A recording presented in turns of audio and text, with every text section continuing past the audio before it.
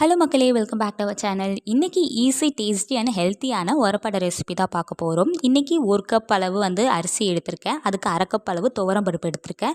துவரம்பருப்பு கூடயே நீங்கள் பாசிப்பருப்பு, கடலைப்பருப்பு கூட ஆட் பண்ணிக்கலாம். அரிசி, துவரம்பருப்பு, பாசிப்பருப்பு, கடலைப்பருப்பு சேர்த்து நம்ம அரைச்சி செய்யும் போது கிறிஸ்பினஸ்ஸாக இருக்கும். உங்களுக்கு சாஃப்டாக வேணும் அப்படின்னா ஒரு 1/4 கப் அளவு உளுந்தும் பார்த்திங்கன்னா நீங்கள் ஆட் பண்ணிக்கோங்க.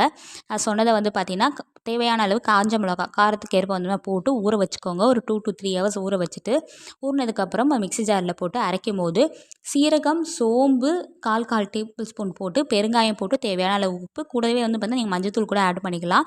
ஆட் பண்ணிவிட்டு நல்லா பார்த்தீங்கன்னா கொரகொரப்பாக அரைச்சி தோசை பதத்தில் இந்த மாதிரி மாவு எடுத்து வச்சுக்கோங்க. அது கூட வெங்காயமும் கருவேப்பிலையும் ஆட் பண்ணிக்கோங்க. காரத்துக்கு வேறு எதுவுமே சேர்க்க வேண்டாம். அதை பார்த்தா மாவு மாதிரி அடை மாதிரி ஊற்றிட்டு ரொம்ப மெலிசாக இல்லாமல் அடை மாதிரி ஊற்றிட்டு 2 பக்கமும் புரட்டி எடுத்திங்க அப்படின்னா சூப்பரான பார்த்தீங்கன்னா உரப்படை ரெசிபி பார்த்தீங்கன்னா ரெடி. ட்ரை பண்ணி பாருங்கள். நெக்ஸ்ட் ஒரு வீடியோவில் மீட் பண்ணுறேன். பாய்.